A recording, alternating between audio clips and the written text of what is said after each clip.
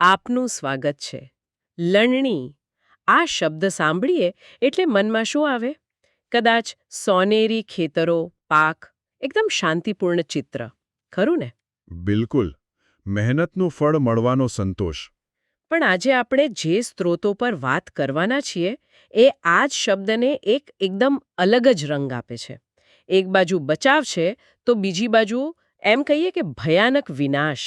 સાચી વાત છે. કારણ કે આ સ્ત્રોતો, જે મુખ્યત્વે બાઇબલના પ્રકટીકરણના પુસ્તક પર આધારિત છે, એમાં લણણી એક નથી, બે છે. અને બંનેના પરિણામો જમીન આસમાનનો ફરક છે. બસ આ જ ગૂંચવણ આજે આપણે ઉકેલવાની છે. આ ફક્ત સારા ખરાબની વાત નથી, એનાથી પણ ઊંડી વાત છે. વાત છે ન્યાયની. અને ન્યાય કેવી રીતે થાય છે અને કેમ એ બધાને દેખાવો પણ જોઈએ. તો ચાલો આ ઊંડાણમાં ઉતરીએ. ચોક્કસ. તો શરૂઆત કરીએ પ્રકટીકરણના 14મા અધ્યાયથી. અહીં જ આ બંને લણણીનું ચિત્ર એકદમ સ્પષ્ટ રીતે દોરવામાં આવ્યું છે. પહેલી છે અનાજની લણણી. હા, જેનું વર્ણન તો ઘણું સકારાત્મક લાગે છે કે વાદળ પર કોઈ માનવપુત્ર જેવું બિરાજમાન છે, એમના હાથમાં સોનેરી દાતરડું છે અને એ પૃથ્વીનો પાક લણી લે છે કારણ કે પાકી ગયો છે. બરાબર. આ એકદમ સીધું રૂપક છે. આ ન્યાયી લોકો, મતલબ કે જે વિશ્વાસીઓ છે, એમને એકત્રિત કરવાનું પ્રતીક છે. એટલે એક પ્રકારનો બચાવ, ઉદ્ધાર. હા, બિલકુલ. જેમ ખેડૂત પોતાના સારા પાકેલા પાકને સાચવીને કોઠારમાં ભરી લે છે, બસ એ જ રીતે આ એક સુરક્ષિત અંત છે. પણ પછી તરત જ એ જ અધ્યાયમાં વાતાવરણ એકદમ બદલાઈ જાય છે. બીજી લણણી આવે છે, દ્રાક્ષની લણણી. અને એનું વર્ણન તો ખરેખર ડરાવણું છે. હા, એ જ છે. કારણ કે દ્રાક્ષની લણણી એ દુષ્ટોને એકત્રિત કરવાનું પ્રતીક છે. સ્ત્રોત કહે છે કે પૃથ્વીની દ્રાક્ષના ઝુમખાને કાપીને ઈશ્વરના ક્રોધના મોટા દ્રાક્ષકુંડમાં નાખવામાં આવે છે. અને પછી એને કચડવામાં આવે છે. હા, અને એમાંથી એટલું લોહી વહે છે કે એ ઘોડાની લગામ સુધી પહોંચી જાય અને સેંકડો કિલોમીટર સુધી ફેલાઈ જાય છે. આ ઈશ્વરના ન્યાય અને દંડનું ખૂબ જ શક્તિશાળી ચિત્રણ છે. એટલે સ્પષ્ટ છે, બે લણણી, બે અલગ ભાગ્ય. એક કોઠાર માટે, બીજી ક્રોધના કુંડ માટે. પણ એક મિનિટ, અહીં જ મને સ્ત્રોતની વાત સૌથી વધુ રસપ્રદ લાગી. આપણે તો શું વિચારીએ, કાં તો તમે બચી ગયા કાં તો નહીં, પાસ કે ફેલ. બરાબર. પણ અહીં તો એવું કહેવાય છે કે જે બચી ગયા છે એમનામાં પણ અલગ અલગ સ્તર છે, અલગ અલગ ગ્રેડ. આ તો બિલકુલ નવી વાત છે. બરાબર. અને આ જ આ સ્ત્રોતોનો સૌથી ઊંડો અને કદાચ સૌથી મહત્વનો મુદ્દો છે. આ ફક્ત બે ભાગમાં વિભાજન નથી. એ ન્યાયે લોકોની લણણીને પણ 3 અલગ અલગ શ્રેણીઓમાં વહેંચે છે. 3 શ્રેણીઓ? શાના આધારે? એમના વિશ્વાસ, એમની પ્રતિબદ્ધતા અને એમના બલિદાનના સ્તર પર. સારું, તો ચલો આને સમજીએ. સૌથી પહેલી, સૌથી ઊંચી શ્રેણી કઈ છે? સૌથી પહેલું અને સર્વોચ્ચ સ્તર છે પ્રથમ ફળની લણણી. પ્રથમ ફળ?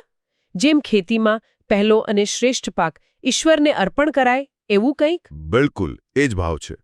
આને શ્રેષ્ઠ પુનરુત્થાન પણ કહેવાયું છે.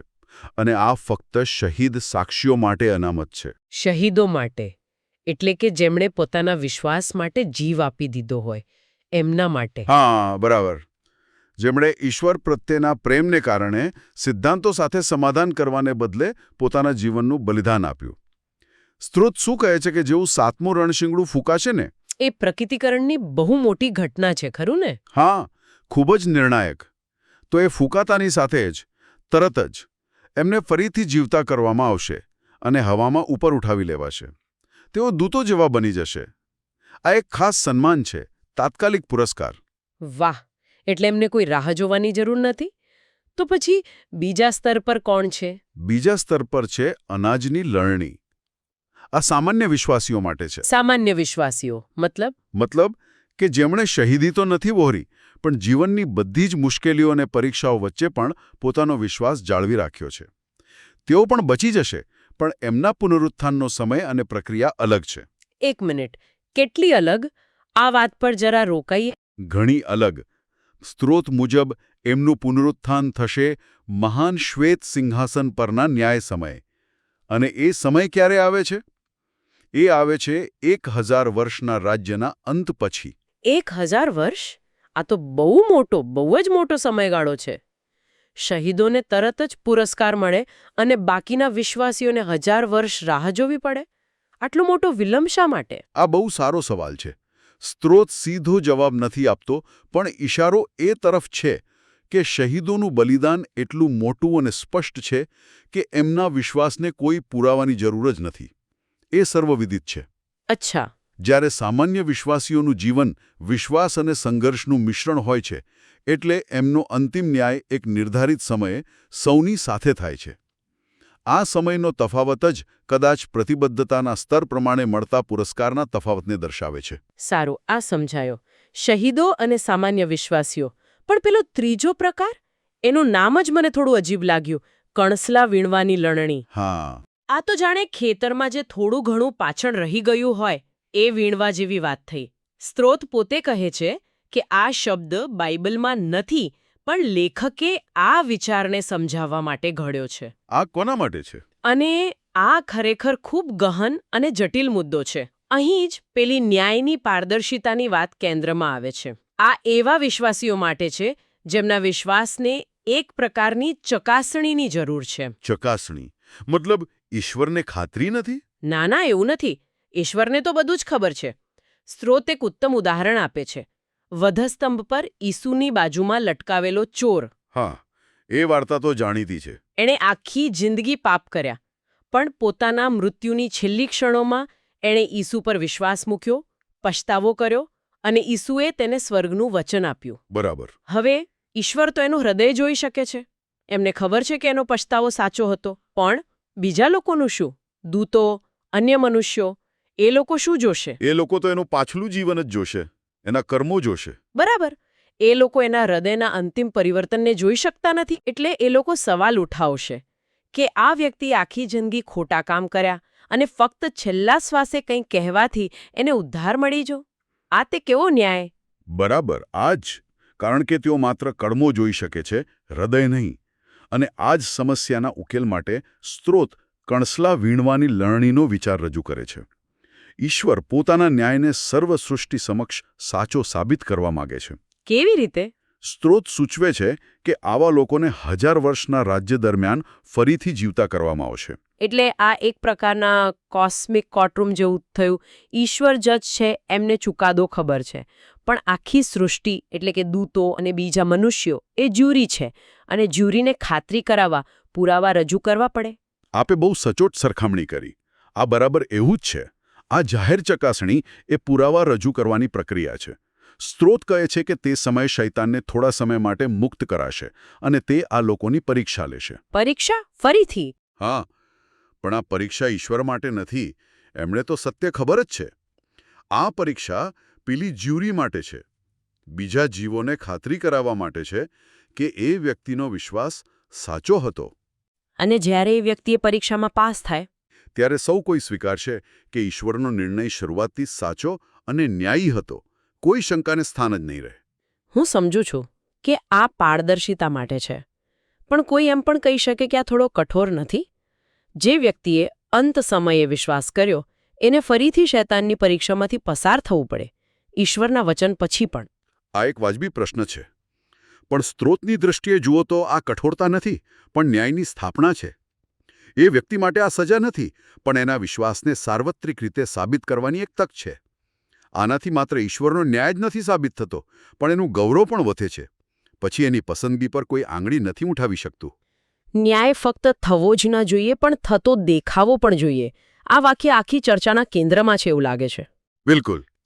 અને અહીં સ્ત્રોત એક અત્યંત ગહન મુદ્દો ઉઠાવે છે. જુઓ, તકનીકી રીતે ઈશ્વર સર્વજ્ઞ છે. એ ચાહે તો કોઈ જીવને બનાવતાની સાથે જ એના ભવિષ્યના પાપોને જાણીને એને નષ્ટ કરી શકે છે, અને એ પણ ન્યાયી જ ગણાશે. હા, કારણ કે એમને તો બધું જ ખબર છે. પણ તેઓ એવું નથી કરતા. શા માટે?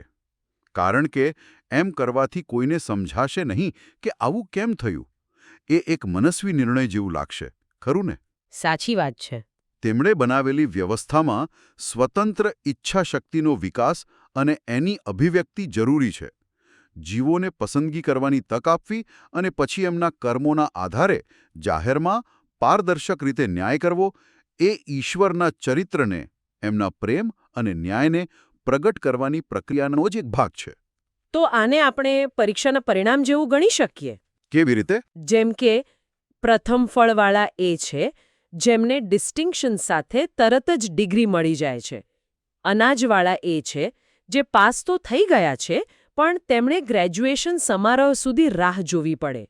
અને કણસલાવાળા એ છે જેમને પાસ થવા માટે એક રીટેસ્ટ આપવી પડે જેથી બધાને ખાતરી થાય કે તેઓ લાયક છે. હા, આ સરખામણી આ વિચારને સમજાવવા માટે એકદમ યોગ્ય છે.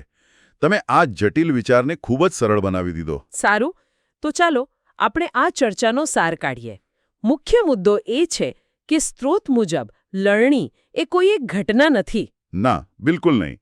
એક જટિલ બહુસ્તરીય પ્રક્રિયા છે જે સમયના લાંબા ગાળામાં ફેલાયેલી છે. અને તે ન્યાયી અને દુષ્ટ બંનેને આવરી લે છે.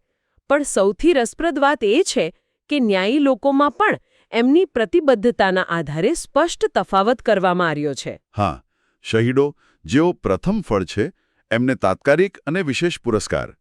સામાન્ય વિશ્વાસીઓ જે અનાજ છે એમને 1000 વર્ષ પછી ઉદ્ધાર. અને જેમના વિશ્વાસની ચકાસણી જરૂરી છે તે કણસલા માટે એક અલગ જ પ્રક્રિયા છે જેથી ઈશ્વરનો ન્યાય સૌની સમક્ષ પારદર્શક રહે. અને આ બધા પાછળનો કેન્દ્રીય વિચાર એ છે કે વિશ્વાસ એ માત્ર આંતરિક ભાવના નથી. જે જીવો હૃદય નથી જોઈ શકતા એમના માટે કર્મો દ્વારા વિશ્વાસની અભિવ્યક્તિનું ખૂબ મહત્વ છે. એટલે વિશ્વાસ એ બાહ્ય ક્રિયાઓ દ્વારા પ્રગટ થતી વાસ્તવિકતા છે જેને જોઈ શકાય છે, જેનો ન્યાય થઈ શકે છે. બરાબર. આ આખી ચર્ચા પછી મારા મનમાં એક ખૂબ જ મોટો સવાલ રહી જાય છે. કયો સવાલ? જો એક સર્વશક્તિમાન અને સંપૂર્ણ અસ્તિત્વના કાર્યો પણ અપૂર્ણ નિરીક્ષકો માટે સમજાય તેવા અને સ્વીકાર્ય હોવા જરૂરી હોય તો પછી આપણે સ્વયં ન્યાયના સ્વરૂપ વિશે શું કહી શકીએ? પછી તે દૈવી હોય કે માનવીય? શું સાચો ન્યાય માત્ર નિષ્પક્ષ હોવા પર જ નહીં પણ નિષ્પક્ષ દેખાવા પર પણ એટલો જ આધાર રાખે છે? અને જો એમ હોય તો શું પારદર્શિતા એ ન્યાયનો માત્ર એક ગુણ નથી પણ તેના વગર ન્યાય પોતે જ અધૂરો છે? આ ખરેખર વિચારવા જેવો મુદ્દો છે.